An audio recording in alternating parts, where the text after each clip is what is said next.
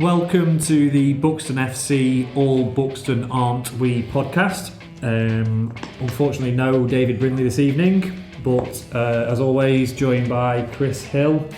And I'm looking forward to this one, Chris, because we've tried to work out a way of getting a player on the podcast, because I think that's the one thing that we haven't done so far. We've talked about the FA Cup, we've talked about the club in general. First team player obviously being a big thing, and I think this is going to be a good one. Yeah, and a lot of the fans will be excited certainly to hear what this gentleman's got to say, so I'll let you introduce him, Dan. So, league winner, very, very good non-league career, including a lot of championships. Sean Newton, welcome to the Buxton FC podcast. Cheers, buzzing to be on it. This is it's a weird one, and I think we're going to go back and forth a little bit here on timelines and your career, including your spell at Buxton, because obviously in the last year there's been quite a lot of things that obviously we can talk about in different ways. I think the starting point for me, because I think as anything, it's going to be the biggest point for us as a club, the title-winning season.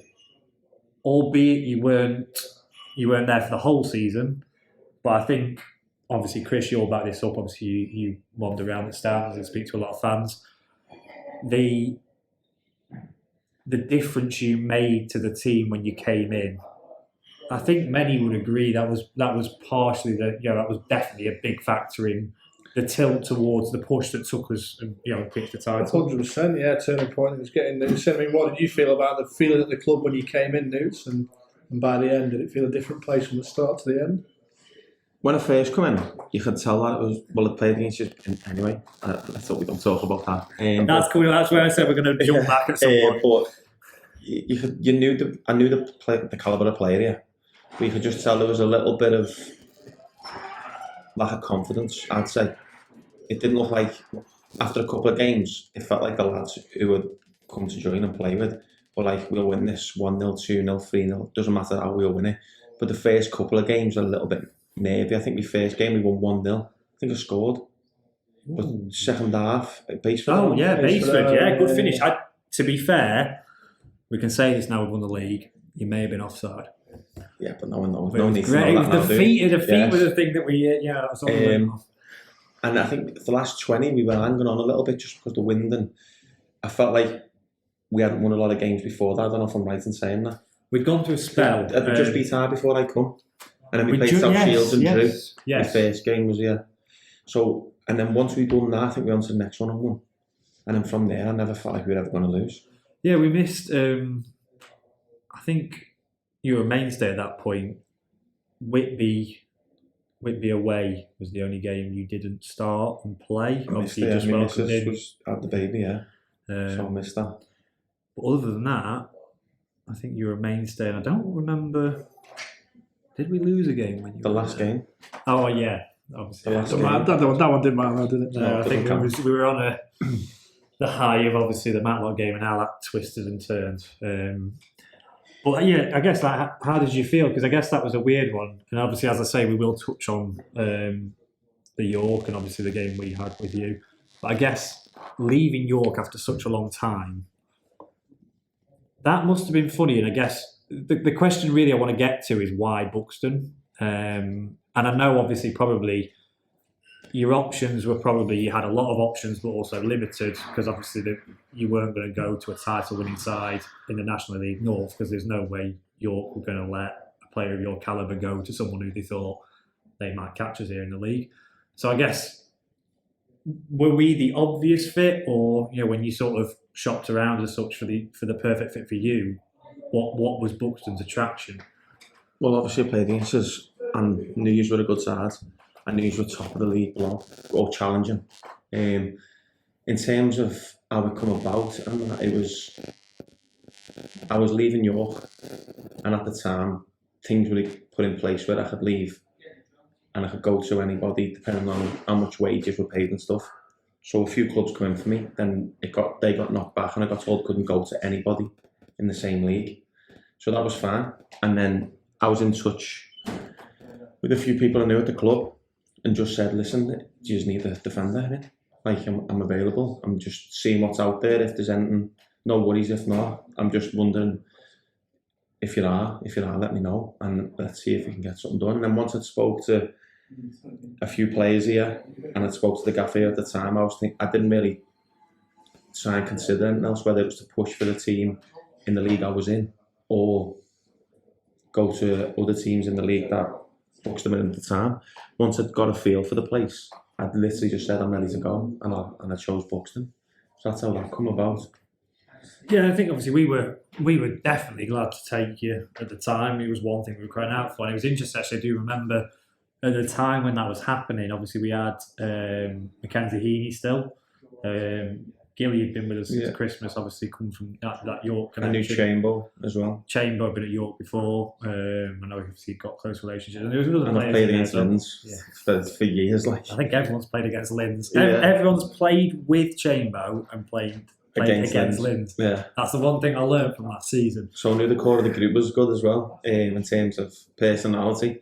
So it was a no-brainer for me. It's close to home. My missus was due, as I said, and I think I was ready for the change. I think both parties needed it. The fans of the club and me personally. I think it was the perfect timing before it got too toxic either way, and it got me a promotion in the end. And leaving got York promoted, which at the end of the day, that's what I wanted anyway, regardless of what people think. It couldn't have gone any better. Both teams got promoted, and it was perfect. Did you stay in touch? Obviously, York really kicked on. You know, at the end of the season, got into the playoffs, won the playoffs. Did you stay in touch with that sort of group? Are you still sort of part of that sort of title-winning feeling? Not title-winning feeling. I removed myself from it. I thought it'd be better for me to do that in terms of for the lads. Because obviously new lads come in, and I didn't want to be involved in it because I'm not. I'd gone. It was time for them to go one way and me to go another. I still spoke to the lads, wished them luck in games. I still spoke to the gaffer there, wished them luck at the start of this season because he was a top fella. And I think he just come to York at the wrong time for me, if that makes sense. But yeah, I was still involved in terms of personally texting them in group chats that I was already in, but I went still in the group chats talking to the lads and that about training and stuff like that. I removed myself from that.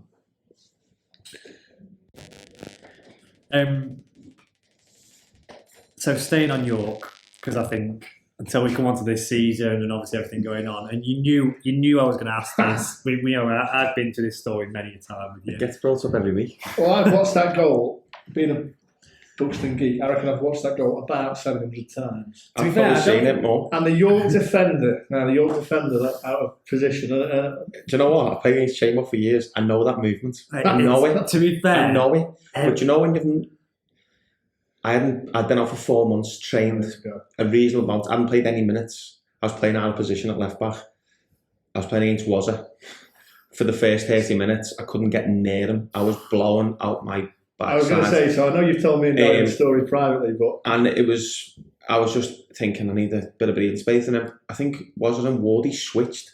And Wardy's a very good player, but he ain't got the pace of Wazza. So as a defender, you can sort of get your breathers and stuff. And then Chambers come on. And when he sucked me in, I've known as soon as I've got to a certain point, he's spinning. But as I've known that the ball's then been put over my head, and that's Chambers movement to a T. Because I'm tired mentally, I've not played a lot of. It's no excuse. I should do better. I should do better. But it was one of them moments. I just thought I wanted the ground to swallow me up, and it didn't, and I just had to deal with it. But I'm probably the only player that has been the worst player in the pitch and got moved to that club in the same season. But to be fair, I always held on, and I still want to touch on the start of that York game, but I always said, you got us through to the second round of the FA Cup and then won us league. So actually, as a season goes, you've done pretty well for us. Well, unintentionally the first time, yeah. But obviously, to come and then get promoted, it was unbelievable. That'd be interesting, from your side of things, because obviously it's different for us. So we all went into that York game, and what an occasion it was for us. The excitement, the fans. You sat the other side of that, so it was interesting to see what. So obviously going into that game, so I know obviously all the ins and outs of you do your analysis and you look at players individually and like who you might be up against and what all the sort of threats that we possess. What was that from a York perspective against Buxton last year? It was very much a very, very good side. There was no disrespect in terms of the build-up. In terms of, I think maybe I was put because we had a lot of injuries. I think we had I'd only just come back. The left back was out. The right back, we had a centre mid right back, a centre mid centre back. We had Matty Brown, who was a normal centre back, and then we had me left back, who'd been centre back or left of back three for the last 4 years. So the back four was makeshift, and then you had our best midfielder or one off Achill right at centre back. Don't get me wrong, he's very good there, and he's some player, but he's unbelievable at holding midfield. So the team on paper was square peg round holes, if that makes sense. So we knew it was going to be tough. But in terms of, I think maybe the thought process was I think that was. Am I right in saying that was the first time had started on the right wing? I was going to say, did you think you were playing against We Wardy mixed it around a little bit. To be fair, they naturally changed that. But was being a left footer, Wardy being right footer, naturally they tended to start that side, and then. Well, I think what we'd seen of you previously, Wardy had been on the right most of the time, and was it had been on the left most of the time. So I think it wouldn't have been too bad because I wouldn't have had to have worried about constantly running after Wazza, who's so quick at the start of the game. But then the whole game, it felt like the game was down my side for 90 minutes. And when I asked the ref how long it'd gone, it had been 9. It was just, and then I was like, wow. I think the ball got through, my legs had gone like jelly, I was gone. The ball got through to me, I've gone touch, it's gone to my foot, and nearly gone out of play. And I was thinking, you need to get yourself into gear here.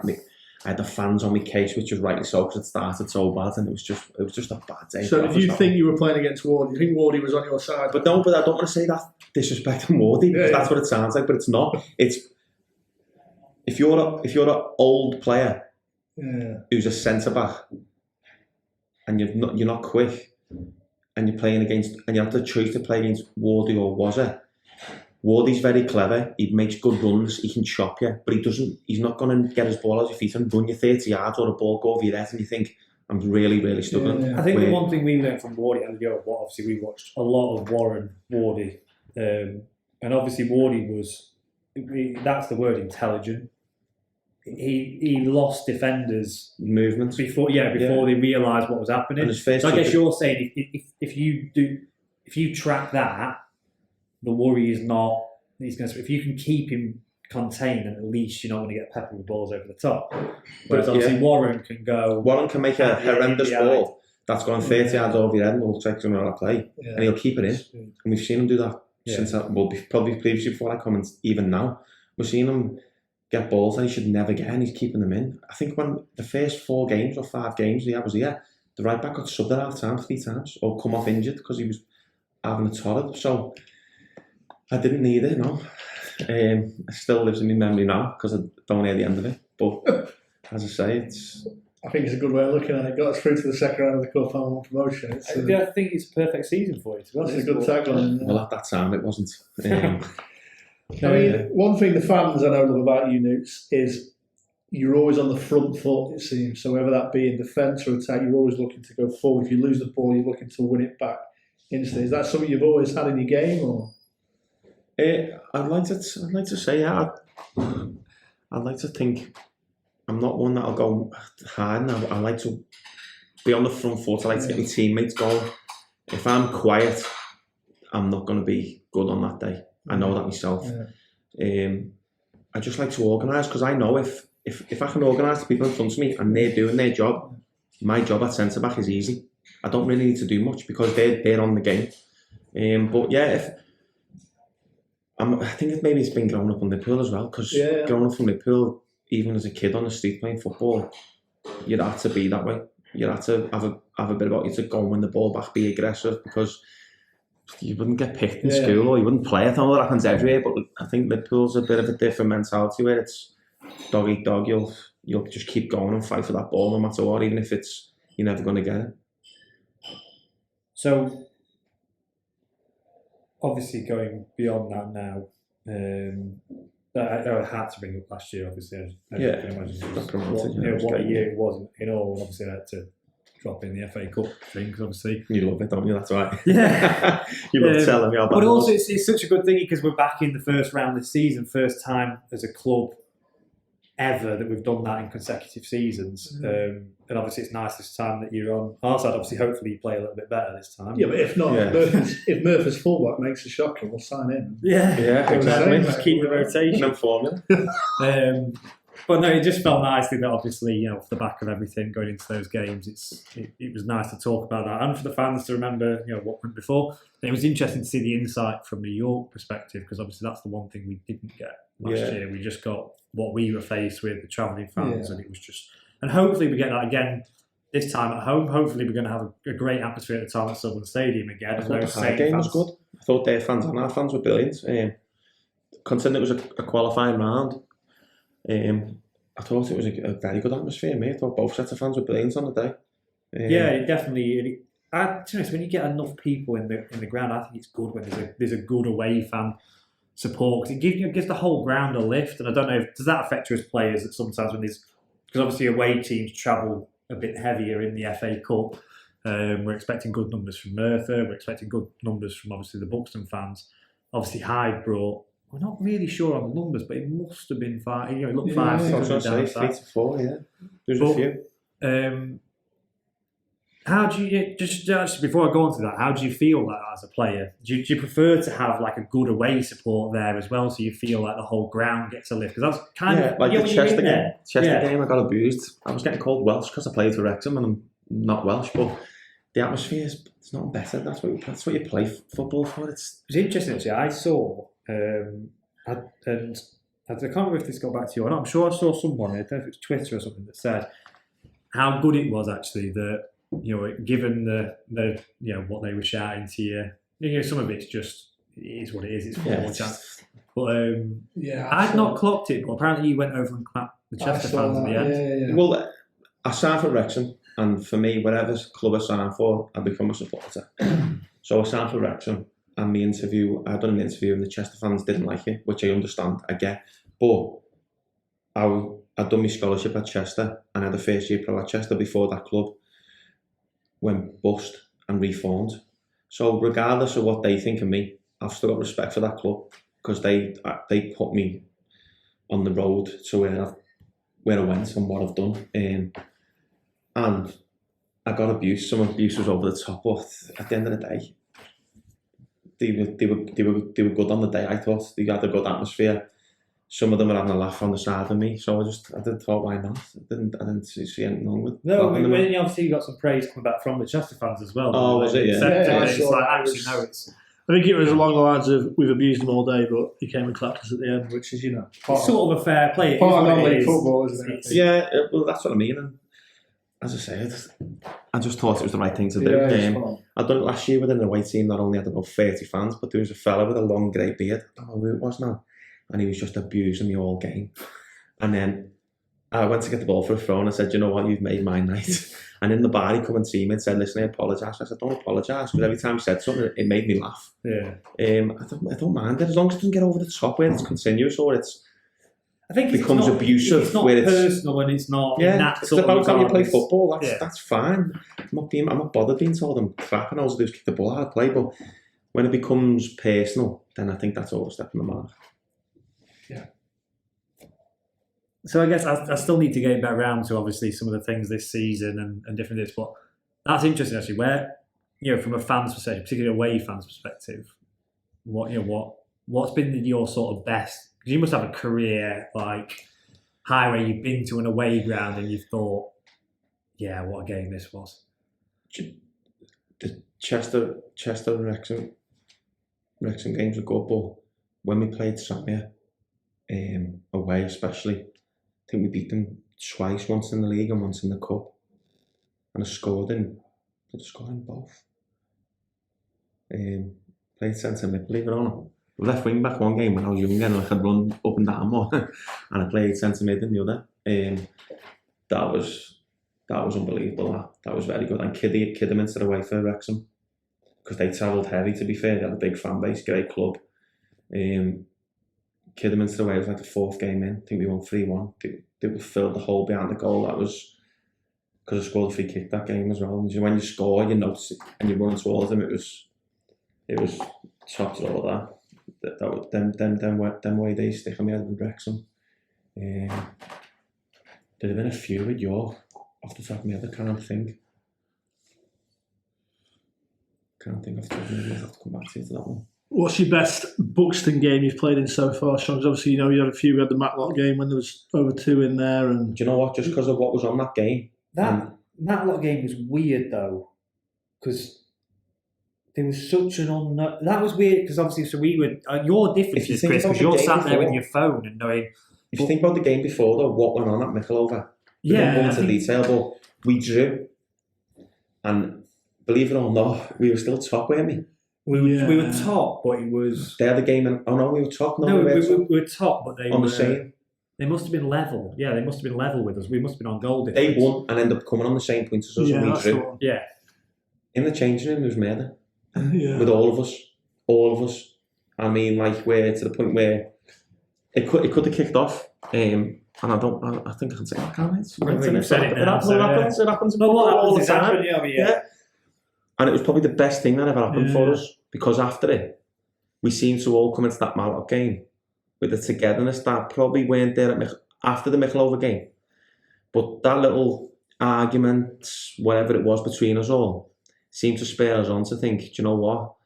Matlock are getting the wrath of this. Yeah. And I thought that day, you could just tell we were never going to lose that game. Yeah. No, it was just, we were so good so early, and obviously so I can't remember exactly. I'm trying to work through the timeline now, and I should have made notes on this. It was a score in a Whitby, wasn't it? So we went. We shouldn't have been where we were at that day. Did they go 1-0 up before we went? Shields went 1-0 up before us. Because we were just reacting to. So obviously you're on the pitch. We're down such a Chris. Obviously you're sat there with your phone, so you're probably all right following what's going on. But you could. It's when they got the second. It's when Whitby went in front, and it was mathematically still possible for them to win it, but goal difference was ridiculous. That's when it kind of filtered through from behind the goals. But even at that point, there was a point where it was like, is that full time? Yeah. So had Whitby drawn with South Shields? I've got goosebumps because on the pitch, my mate and his missus and his baby, my missus and the baby, and my mum and all that, and my sister and my nephew and niece, they were all in the far bottom corner because I was that side, second half, shooting up to the stand. And I've just looked, and my mate's gone. Shields have conceded, but I didn't know it was 1-1. Yeah, I just thought they drew, so we got a little bit of a points gap between it. So, and he's like that, and then like obviously all them are like thumbs up. So I was thinking, wow. But then the whistle went, and the fans ran on and gone, we've won it. So I was thinking, we're only 2 points ahead, aren't we? Or 1 point? We can't be. Well, to be fair, we've not physically won it, but I think no, but the goal difference. That was the confusing thing, because it was like. No one at first knew what is the South Shields score, but obviously everyone's going mad, and in that sort of moment you don't really know what's going on, particularly for us. Like I say, for the fans, they're following it, they're cheering. I don't think I knew that they'd lost 2-1 until Nige ran over to me. Really? And he was running over saying, we've done it, they've lost. Where I thought at the final whistle they drew, and we just got a few points cushion on them. It's mad. I think that. And then that was the longest week ever, waiting for that last game as well. Yeah, that felt a funny one. It dragged for it. It just dragged, didn't it? But it was sort of nice though in a way that we got to plan the celebration, get all the fans properly there, do almost everything right realistically. Yeah, we did. Yeah, apart from win the game. It was an awful game of football, wasn't it? It was. What do you feel like playing that? Where you think it felt a bit pre-season, like yeah, it was, because they had nothing to play for, because they were safe, weren't they? They were well safe. Yeah, and. I think Shields went 1-0 down early, didn't they? Well, to be fair, they got beat 1-0. I think everyone knew that Shields had travelled. And we found out Shields and they played a lot of the kids. Yeah. So I think it was just like... I think that was the unknown going into that game, actually. That was the weird pressure that was going into that State of the Bridge game, because it would have been one hell of a result. But obviously they could have gone to Grantham and won 11-0. Well, yeah. But there was also, like, we were thinking all week, and everyone kept sort of tuning through, like, what will they do? Because that first playoff game was Tuesday night. Yeah. So, and I think we would have been in that same position the other way around. Do you risk someone now? Well, that week I was that wrapped up in it. I think I listened to their gaffer's interview, and I think he said early doors on an interview that he was playing He pretty much said congratulations, but then you listen to that and think, is he playing mind games? Yeah, I know. But it was just a weird week because of all those things going on. I don't know. Obviously, you saw it from the fans' perspective. I don't know what the fans are going to jubilation. Mickleover. I think you just said I remember driving home from Mickleover and you think, oh God, it's the playoffs. You just convinced it's the playoffs. Just on that Mickleover game, Nukes, I thought you were brilliant that day. There's two games that stick out in my head with you. Is the Batsford one where he scored. It was a big win that was because it was. We just drawn against. I think you made your debut against Shields, didn't you? When it absolutely. Come on, what were you thinking when it rained continuously all day? Do you know what? That's what we decided. I was drenched through. Yeah. It non-stop rain, the wind, and who got injured? Turns. Turns. Someone he came on, didn't you? I had to come on. Oh my God! Take off your layers and. It was did Dan Cowan come off? It might have been. Didn't he go blue? Hypothermia. Did you think, what have I come to here? This weather? Well, no, I did. Do you know what I didn't? Because at that point, that game was massive, wasn't it? Yeah. So I'd only had one training session on a Thursday. So even then, it was more so I was just thinking, get a result. Yeah. And we changed and he scored the end of the kick, didn't he? He did. Right at the end. But there was that game, the Buxton game, and then the Mickle game. Even though we drew, you were I think you just talked about there being an organiser. From a fan's point of view that day, you could just see, guys, we've got a leader here. You were proper on it, and you could see the frustration when the results went against us as well. I loved the Matlock game as well because our talk on them was keep the amused quiet in the air. And he was on my side first half, so I thought, I've got to do a job here. And to be fair, against the big man, I've had a few bottles with him, but on the day I thought I got the better of him. And I thought that was massive. I thought that was one of my best games defensively, especially. Because most of the time in the league below, no disrespect to it, we had so much of the ball. Yeah. We didn't really have to defend, it was mainly a counter-attack. Yeah. But that day it was because every goal kick, every throw-in, they put on him. The middle of the second half, I thought we were brilliant because we were 1-0 down, weren't we, half time? Went 2-1 up. And we conceded dead late. We scored in the first half. Chambers scored. Made it 1-1. Yeah. Then they went 2-1. Then we turned it round in the second half. Was it 3-2? Did it finish 3-0? So it must have finished 3-0, was it? Yeah, because they scored like on trust me. 3-0, yeah, it was 3-0. Yeah, that was. I was waiting for that Matlock game because I know fans were like, it was the longest 2 days in the world. And that morning of the Matlock game, I mean, it's only non-league football, whatever, but it was bizarre, the feel. I've never felt like that waiting for a game before. I think it was good. I think the thing that was the impressive thing from the Buxton fans' perspective, because obviously we'd had that disappointment at Mickleover, the late goal, and obviously inevitably, as you said, just as a whole for Buxton, the town, the sports, it was deflation at that point. But to get 2-4, was it? Yeah, 2,400 fans for that Matlock game, it was like, did that also emphasise that it's like, they're here behind us? Yeah, massive, because you just felt there was a different, even getting to the ground, after the Mickleover game, there was a few phone calls between lads as well about when we come in, we need to be on it. Forget what the experience that me, Wardy, a few others, Granny, we'd had conversations on the phone separately, but all on the same page after a few arguments. And coming to the game, warming up, the atmosphere building, there was never a sense. No, it was probably there's a handful of games on that I can probably pick where I knew there was no way we were losing that game. Yeah. You just get a feel.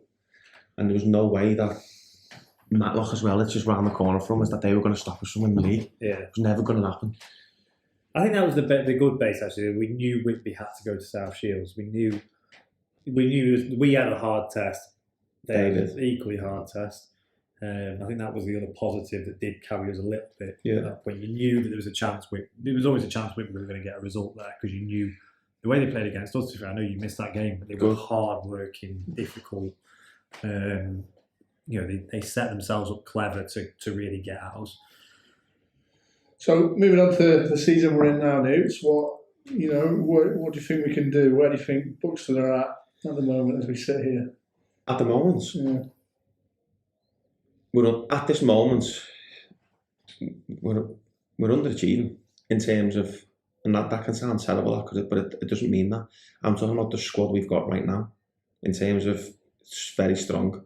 played this level for a long time. Yeah, that's why I asked. We've very strong. The next 3 games, massive. You go and get positive results, and I think, what are we, 5 points off 7th? I think it's still very tight. Yeah, that's what I mean. So yeah. I know we're in the bottom half, but you win 2 games in this league, and you can all of a sudden be touching distance to the playoffs, and then you go on a run. I think if we don't finish top half, we've underachieved, and I'll still say that at the end of the season. I'll happily take that, the critics that come my way with that. I think Peterborough we should have won. Thought we were brilliant, especially first half. And then Curzon, good result. And then we had a few injuries. Granite and Briz. Granite, Briz. Jack Mackay had an injury. Jack Mackay was massive because whenever he played, we were a different team. I thought. I think, again, you touched on the pace. Yeah, it's just electrifying. It does scare teams people. hate it, yeah. And then you had like Gilly and Diego off him, who were clever footballers. They're not going to run in behind. So it was 2 different types of players that teams were having to mark, because they can't keep a high line because Jack can go behind.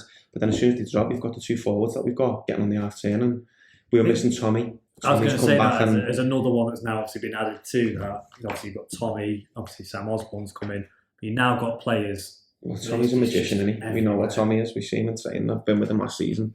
He was never, as soon as he come back, there was never in doubt in my mind that we've got a serious player back for us. And I think it's proved already. He's only played a couple of games, and against Bamber, he could have had 4 goals.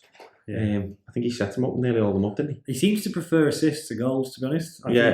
He likes that little bit where he actually... Assist bonus. Yeah, he must have, yeah. But at the minute, we've got a team where every position, like Maltese come in and done unbelievable, and then you've got 2 centre-halves like Grannon and Briz well, I know Briz is playing now, but we had Grannon and Briz on the bench. It's crazy. Do you know what I mean? So we've got, the good thing is now, we've got a squad where you've got 18 players, and no matter what you do with it, it's virtually like for life. There's no one coming in that's going to weaken the team. And that's no disrespect to the players who have gone. It's just me being honest in my view, and the players we've brought in at the minute. Ozzy, Bowles. You can see what Bowles is about. He's just a handful as well. Just the way he leans on people and stuff. So in terms of the whole season, we started well. Had a bit of a blip where, like, Blythe, the game still haunts me. 1-0 in 89 minutes, and then, but that just comes down to us on the pitch. I think that maybe, does that sum up?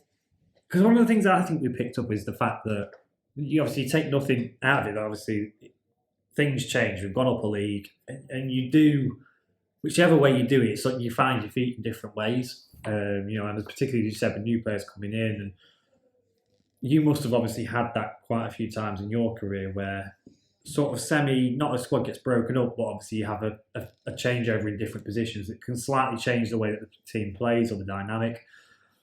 Did you feel that in those games that maybe you weren't quite gelled the same way? Well, if you look at pre-season to now, I think half the squad was new, wasn't it? Yeah.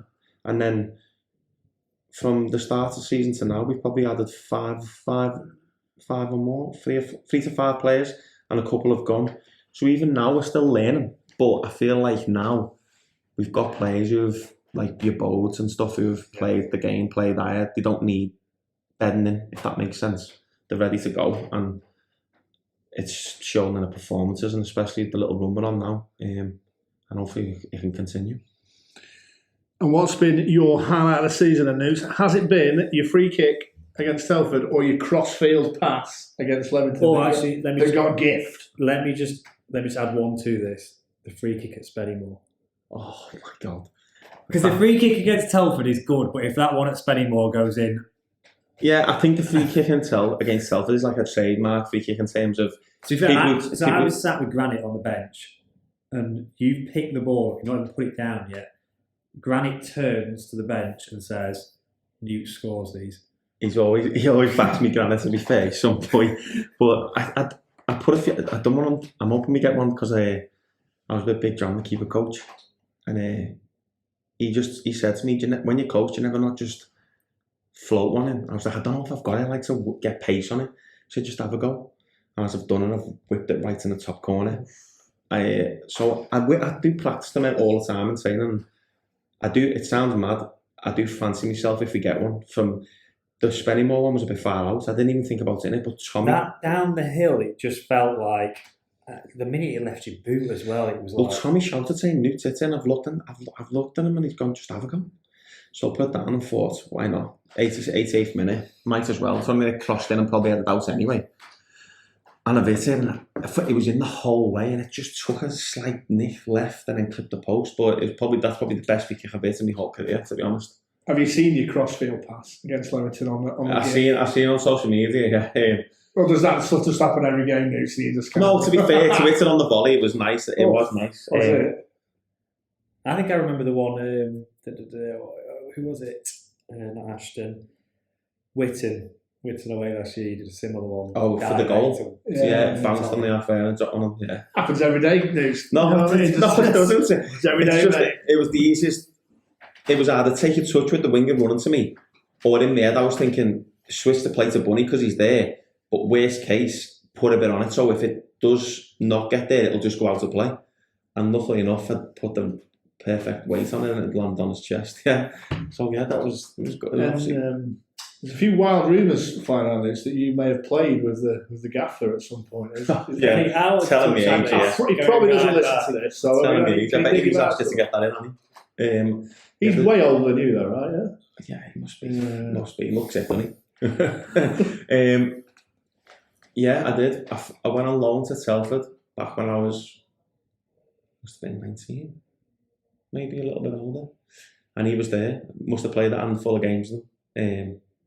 Believe it or not, kept in touch with him. Even though I went with him for long, I was in a car school with him.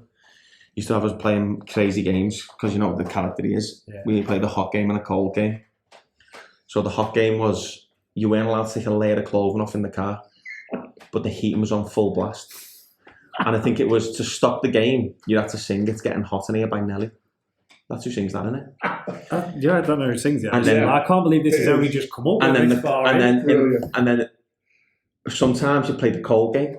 So the cold game was you had to get into your bare minimum layers. So you have t-shirts and whatever. I was just trying to question what bare minimum layers were. Well, obviously you weren't naked. You had your trackies on, but you had to have you couldn't have your hoodie on. And it was every window open on the motorway. And this is like 10:30 at night, so you can imagine how cold it is. And I think it was to stop that, you had to sing Ice Ice Baby. Brilliant. That's the name of this podcast. Yeah, it was. He had a few of them up his sleeve, to be fair. He was brilliant. But I've kept in touch with him ever since, just the odd text or when you play against him, and I've always had time for him, and I'd like to think he's had time for me. And as I say, he's brilliant to play for. He's a top man. As a player, though, I think that's really what we need to get to. As a player, I just remember him just heading and kicking people and the ball. It didn't matter what it was, he'd just run through a brick wall. And then, I think, to be fair, he got a bit of a bad injury. And then that's what made him, I don't know if he stopped playing for a bit. And then went to Chorley. He had a period out, didn't he? Yeah, and then he went to Chorley, and then the rest speaks for itself. Player promotion, and then done unbelievable as a manager.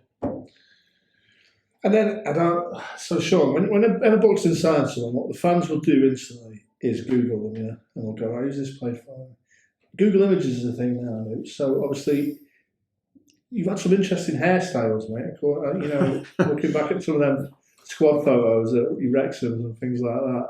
You looking to bring any of them back? Or? Oh, I think I'm too old for that now. I don't think Mrs. let me. But even at Telford, I think he had a one all over. It's like when you've got a Lego man and you stick his hair on his head. It's like that. I've had long hair. I even had to wear a headband at one point. Being a scouser is unheard of. But yeah, I had to go with that. Centre. Oh no, you were wing back. So you got away. Yeah, I probably I bet you got some stick then, yeah. Yeah, because I had a big nose and most Italians do. I used to get called an Italian there. I don't know where that come from. I don't even know if Italians have got big. I think maybe Pistoni. Remember it? Yeah. I think he had a nose like me, big and bent, and then had an headband in, so I used to get that. And then, to be fair, I've had this one for a while. I grew it a bit long for the last few weeks, and then I got an haircut, and lads were like, "Oh, it must be FA Cup weekend," but it wasn't. I was just due one. Yeah, TV coming around. Yeah, that's what it was. To be fair, actually, it's surprising with lads. And I don't know what you know with different lads, because obviously I do something every now and again. We say, right, we need a photo for whatever. The obvious ones are the obvious ones that are like, oh, I've got to do that. They are now. Theo does his game. He's doing his hair quarter 3 before we go for the game. but there are surprising ones that are like. Gilly's having a go now, by the way. I've not. He's pretending he's had a comb over all his career. Oh, I've been with Gilly for 3 or 4 years, and he's always had a tennis ball head. It's literally like a tennis ball. And now he's coming, he's got a line on side part, and he's combing it. He's brought his hairdryer for the morning. He's a new one. Well, hairdryer. Lynn's. That's one of the. That's always the thing I find funny in the pre-match thing. What kit do we need to bring? And it's like hairdryer. Obviously, you get sweets and I stuff. don't know why he's got an hairdryer because he's got no hair beard, has he? Well, that's the thing. I don't think he uses. But you know what? Lynn has everything. He has baby wipes. He must go through so much baby oil before the game, oiling his legs up. I've never seen like that, but he has got a body of a Greek god. It's unbelievable. He's absolutely shredded. I don't know what he does in the gym. But next time we do photos with the squad, we need to set up a camera because I guarantee you, Conor Kirby. No way. Caught him in the because he's terrible as well. He's doing his hair. It's the same every day. He's got a little bit of a fringe that goes straight down his foot. I'm trying to think of the other ones, but there's some that you actually think, there's no way you're going to do your hair in the light. His cape's still big, even it's like 4 and 5, even though he played like 15 games this season. Is he still giving that one? He's keen on that one.